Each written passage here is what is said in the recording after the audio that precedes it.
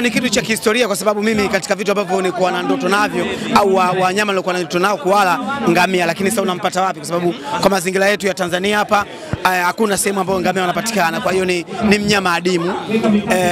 Nimekunywa supu, nimefurahi kwa sababu umekunywa supu na ubingwa na kumfunga nguvu mbili. Kwa hiyo ni kitu cha furaha sana. Niko na wanayanga wenzangu tunafurahia. Young Africans wamekuwa na hii system Meja, kwa namna ambavyo wakinufaika na kitu fulani lazima wafanye sherehe, na sherehe yenyewe huwa inaongozwa na supu. Hii system ya Young Africans wewe unasemaje Meja?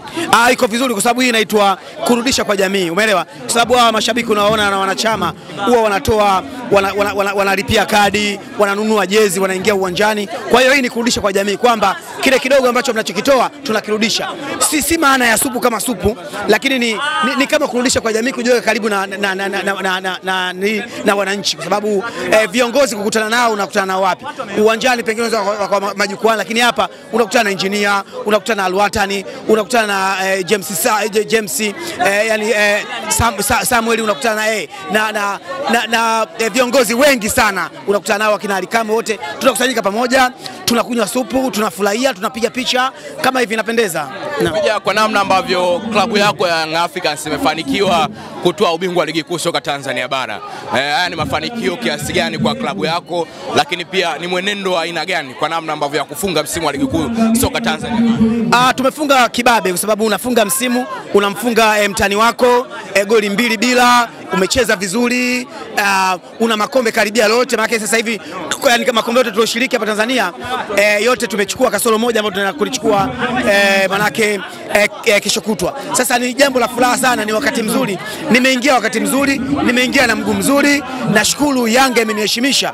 Viongozi, wachezaji na mashabiki wa Yanga wameniheshimisha kwa sababu ingetokea lolote la kutokea kwangu mimi ingekuwa nifezea na aibu, kwa sababu watu walikuwa wanataka kuona kwamba yale maamuzi niliyochukua kutoka nguvu mbili kuja huku timu ya wananchi yalikuwa yana maana au hayana maana. Kwa sasa hivi kwanza juzi mechi ilivyoisha, mashabiki wa nguvu mbili walinifuata wakaniambiaje, katika vitu vya maana walivyofanya ni kutoka huku kuja huku, na hata wao wanajuta. Wanasema mimi niliona nini? Hawajui kwamba mimi nabii, kwa hiyo nilikuwa mbele ya muda. Meja, umefanikiwa kwenye hili. Nilikuwa nimeona mbele ya muda. Ili nabii halijapatikana kiutani, ni kwa sababu nina macho ya mbeleni. Niliona nguvu mbili hawana jambo. Hata mzee wa Maokoto anaelewa. Mzee wa Maokoto hana baya. Huyu hana baya. Na tiketi ya Zanzibar iko kwake yeye. Huyu ndio mfadhili wangu, huyu ndio bosi wangu, mzee wa Maokoto. Hana baya. Kwa hiyo Zanzibar nitaishi vizuri kwa ajili yake. Na kiongozi wangu huyo wanachama yupo hapo. Kwa hiyo najivunia Yanga wananikubali, wananipenda, tunapendana kama kawaida, maisha yanakwenda. Simba wameambulia patupu, msimu wa ligi kuu soka Tanzania bara umekwisha. 2024 2025. Meja, ulionekana kupigia kelele sana kuitetea Simba. Ni wazi Simba hawaja kuelewa kwenye hili, msimu huu wameambulia patupu. Sasa wamekiona, yani viongozi na mashabiki wameona kile nilichokuwa nakipiga makelele kina maana gani. Wao walikuwa wanaona kama masiala. Walizibwa kidogo na hivi kushinda kushiriki mpaka wamefika finali. Wakahisi tatizo limeisha. Kumbe ile tatizo lilikuwa halijaisha. Sasa baada ya kukosa ubingwa, wamerudi kwenye tatizo lao sugu la mangungu. Umeelewa? Kwenye tatizo lao sugu la mangungu. Na mimi nawaambia nguvu mbili, wakitaka kumtoa mangungu watutumie sisi Yanga. Kwa sababu si hatushindi na jambo. Kama tumeweza kusambaratisha bodi ya ligi, tumeweza kufanya mchezo tarehe 25, tunashinda kumtoa mangungu.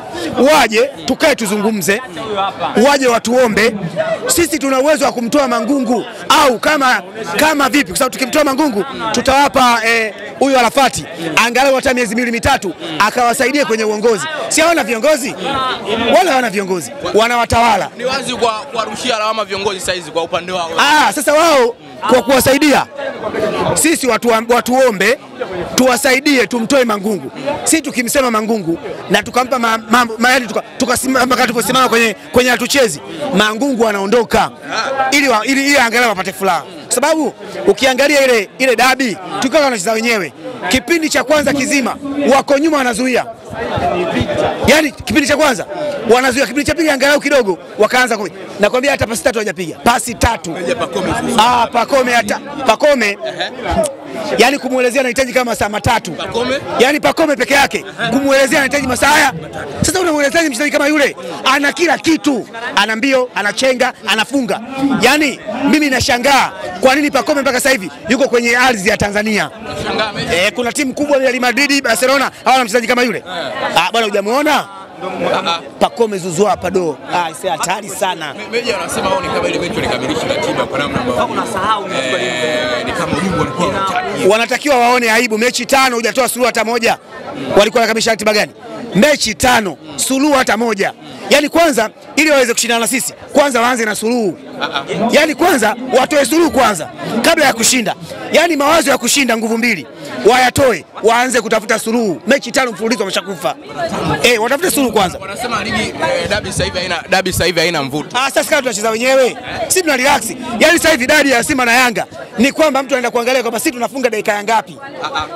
Wanakuangalia Yanga anafunga dakika ngapi na anafunga magoli mangapi. Sio kwenda kuangalia nani anafungwa. Swala nani anafungwa tushalitoa. Sasa ukutana na Simba unajua ushindi ni uhakika. Sio mimi hata wewe. Mechi ya Simba na Yanga unakwenda kuangalia Simba anafunga magoli mangapi na Yanga. Full stop. Kweli upinzani hivi sasa umekuwa Yanga zidi ya Azam, si Simba zidi ya Yanga. Sikiliza, sio timu yao sio mbaya. Ila Yanga ni timu nzuri zaidi. Sio kama wana timu mbaya. Hawana timu mbaya. Isipokuwa sisi tuna timu bora zaidi. Wao walijificha kwenye kichaka cha kushiriki shirikisho mpaka fainali. Sisi tukawapigia mpira kuonyesha madhaifu yao. Yani sisi ndio tumeonyesha madhaifu ya timu yao. Wanatakiwa washukuru sana. Wao waliamini wana kikosi imara, wana kikosi bora kinaweza kushindana mashindano yote. Lakini Young Africa imeenda kuonyesha madhaifu yao. Kwa hiyo sisi tunawasaidia watengeneze kikosi kwa ajili ya msimu ujao. Lakini kwa hiki kinachoendelea cha kumkashifu Sima Ngungu, cha kusema sio Tragena anafanya nini, hiki kitaendelea kuwabomoa sana. Yes. Wanasema wana MVP wa ligi kuu soka Tanzania bara. Jean Charles Ahoua, numbers zinaongea. Yule MVP wa kupiga penati na kupiga faulo, MVP ni Pacome Zouzoua. Sio, yani nakwambiaje, yule ndio icon wa mpira wa Tanzania. Pacome ukimwangalia anapocheza unaweza ukasema mpira ni kitu rahisi kwamba kila mtu anaweza kufanya mpira kinakuwa kitu rahisi. Yani amerahisisha mpira kiasi kwamba ukimwangalia Pacome sasa hata mimi naweza kufanya vile. Bwana yule mchezo, yani yule mchezaji wa level za juu. Na juzi kamdhihirishia kwamba yule Mpanzu ambao alikuwa anamwimba. Uje Mpanzu juzi alikuwa beki. Alikuwa anazuia naye.